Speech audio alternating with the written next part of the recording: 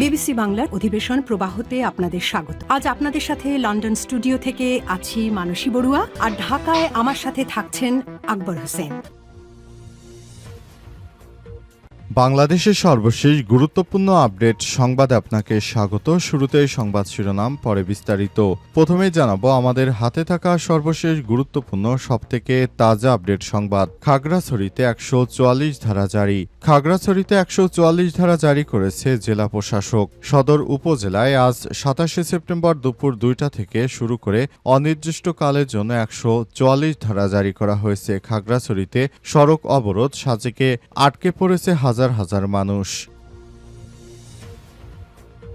এরপর জানাবো প্রধান উপদেষ্টার প্রতি পূর্ণ সমর্থন জানালেন বিশ্ব নেতারা।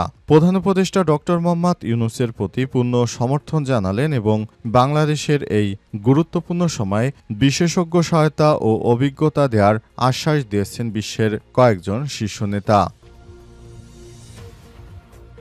এদিকে ১২ দিন টানা ছুটি ঘোষণা, ঢাবিতে সব ক্লাস পরীক্ষা বন্ধ।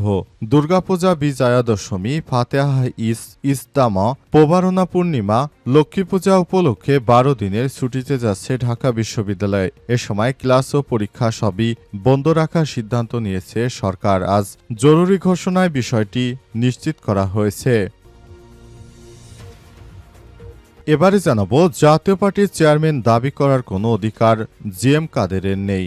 জাতীয় পার্টির চেয়ারম্যান দাবি করার কোনো অধিকার জি এম কাদেরের নেই বলে মন্তব্য করেছেন দলটির এক অংশের চেয়ারম্যান আনিসুল ইসলাম মাহমুদ। আজ গুলশানে জাতীয় পার্টির এক অংশের সংবাদ সম্মেলনে তিনি এ মন্তব্য করেছেন। তিনি বলেন, দলের কাউন্সিলের মাধ্যমে আমাকে ক্ষমতায় বসানো হয়েছে, সুতরাং এখন যদি জি এম কাদের নিজেকে চেয়ারম্যান দাবি করে তাহলে সেটি ভুল করবে। দলের মধ্যে কোন্দল এড়াতে তিনি পরামর্শ দিয়েছেন।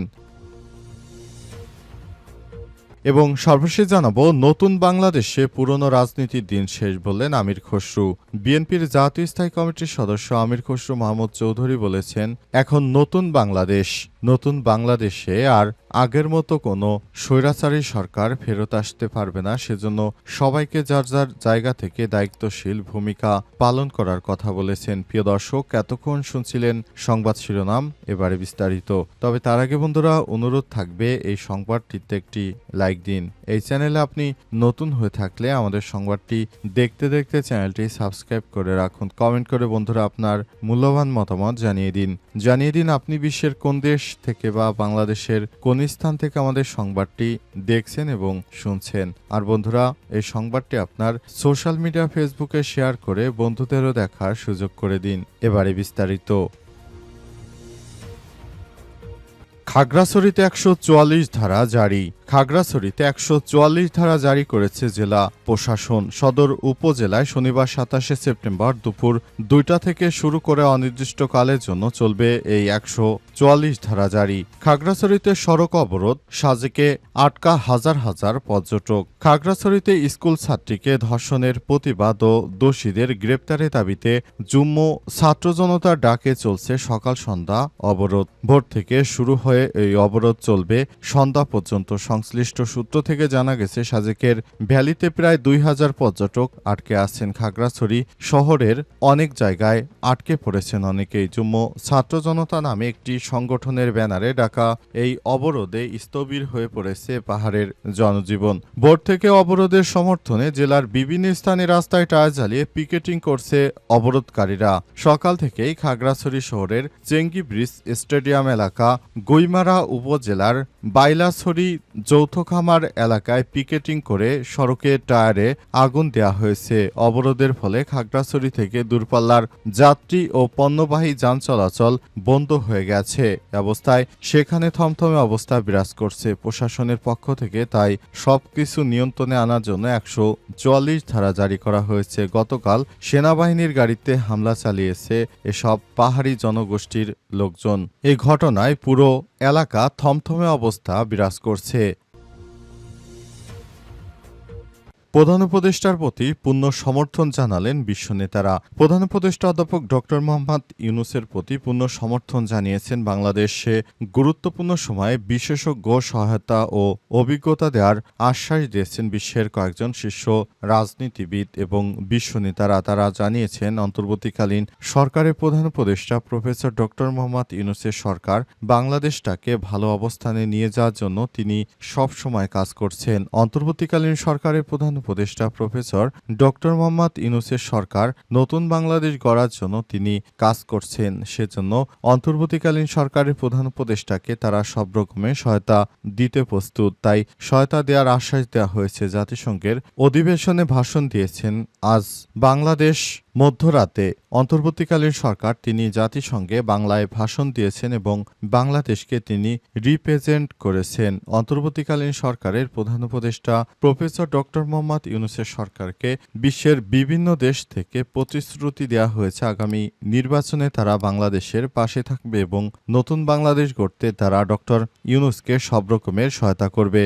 নতুন বাংলাদেশ গড়তে তাই ডক্টর ইউনূসও বদ্ধপরিকর। তিনি সবাইকে একসঙ্গে নিয়ে ছাত্র জনতার আন্দোলনের মাধ্যমে যে সুযোগ পেয়েছেন সেই সুযোগকে কাজে লাগাতে চান। 12 দিনের টানা ছুটি ঘোষণা, ঢাবিতে সব ক্লাস পরীক্ষা বন্ধ। দুর্গাপূজা, বিজয়া দশমী, ফাতেহা ইয়াজতামা এবং প্রবারণা পূর্ণিমা ও লক্ষ্মী পূজা উপলক্ষে 12 দিনের ছুটিতে যাচ্ছে ঢাকা বিশ্ববিদ্যালয়। এ সময় ক্লাস পরীক্ষা সহ সবই বন্ধ থাকবে। শুক্রবার 26শে সেপ্টেম্বর ঢাকা বিশ্ববিদ্যালয় পরীক্ষা নিয়ন্ত্রক অফিসের ভারপ্রাপ্ত পরীক্ষা নিয়ন্ত্রক ডক্টর হিমাদ্রি শেখর চক্রবর্তী স্বাক্ষরিত এক বিজ্ঞপ্তিতে তথ্য জানানো হয়েছে।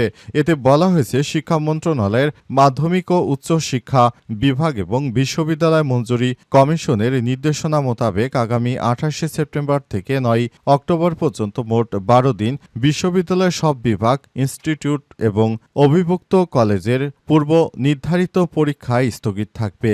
স্থগিত পরীক্ষাগুলো নতুন সময়সূচি পরে জানানো হবে। অন্তর্বর্তীকালীন সরকারের পক্ষ থেকে বিশ্ববিদ্যালয়ে বেশি দিন বন্ধ দেয়া হচ্ছে, কারণ এর আগে কখনো এতদিন বন্ধ দেয়া হয়নি। এখন ঈদে পুজোতে সবকিছুতে আগের থেকে বেশি সময় বন্ধ দেয়া হয়। এজন্য যারা চাকরিজীবী রয়েছেন তারা আগে থেকে স্বতঃস্ফূর্তভাবে তারা বেশি দায়িত্ব পালন করতে পারছেন, যেটা দেশের জন্য খুবই ভালো এবং জনগণ অনেক বেশি খুশি ও হ্যাপি রয়েছে যে তারা দীর্ঘদিন বাড়িতে যেতে পারবে এবং বাড়িতে থাকতে পারবে, এলাকার মানুষের সঙ্গে সময় দিতে পারবে।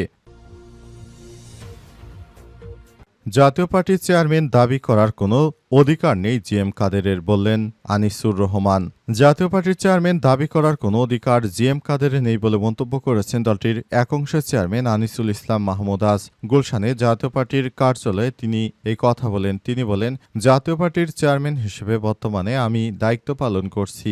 জিএম কাদের তিনি নিজেকে যেভাবে প্রেজেন্ট করতে চাক না কেন, প্রকৃতপক্ষে আমি জাতীয় পার্টির প্রধান নেতা অর্থাৎ চেয়ারম্যান। আমাকে দলীয় কাউন্সিলের মাধ্যমে চেয়ারম্যান নির্বাচিত করা হয়েছে। এখন জিএম কাদেরকে কেউ যদি চেয়ারম্যান হিসেবে মনে করে থাকে তাহলে বলবো জাতীয় পার্টিতে জিএম কাদেরের চেয়ারম্যান হিসেবে কোনো জায়গা নেই, কারণ ইতিমধ্যে পোস্টে আমার জন্য বরাদ্দ দেওয়া হয়েছে। সুতরাং সে যদি চেয়ারম্যান হয় তাহলে হতে চায় তাহলে আগামীতে কাউন্সিলের মাধ্যমে তাকে সে অনুযায়ী কাজ করতে হবে। তা না হলে তিনি কাউন্সিলের মাধ্যমে আর চেয়ারম্যান হতে পারবেন না। বর্তমানে তিনি চেয়ারম্যানের পদে নেই। চেয়ারম্যান বর্তমানে আমি, সুতরাং আমার নেতৃত্বেই জাতীয় পার্টি চলবে বলে মনে করেন আনিসুল ইসলাম মাহমুদ। তিনি বলেছেন, সবাইকে বলবো আপনারা বুঝে শুনে তারপর দায়িত্ব পালন করুন, তা না হলে দলের মধ্যে বিশৃঙ্খল পরিস্থিতি তৈরি হতে পারে। তাকে যেহেতু বাদ দেওয়া হয়েছে, সুতরাং এখন তিনি চেয়ারম্যানের পর্যায়ে দায়িত্ব